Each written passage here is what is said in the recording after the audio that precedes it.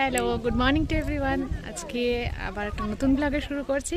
আমরা দেখতে পাচ্ছি করে টিপটি পড়ে আছে, আর পেছনে রয়েছে কিন্তু বাবা সারেশ্বর। মানে আমার কি বলবো, আমার বাবা, সবাইকার বাবা, গোটা পৃথিবীর বাবা। তো যাই হোক, আজকে আমরা এসেছিলাম এখানে পুজো করাতে। পুজো টুজো হয়ে গেছে।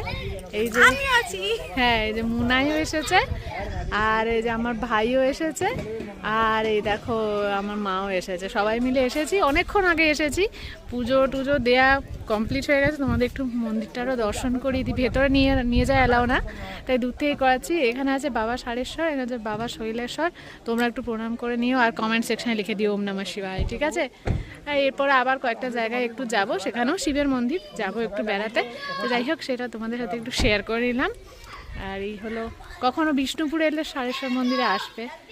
দেখো পরিবেশটা দারুণ সুন্দর। সারেশ্বর, হ্যাঁ, চলো টাটা।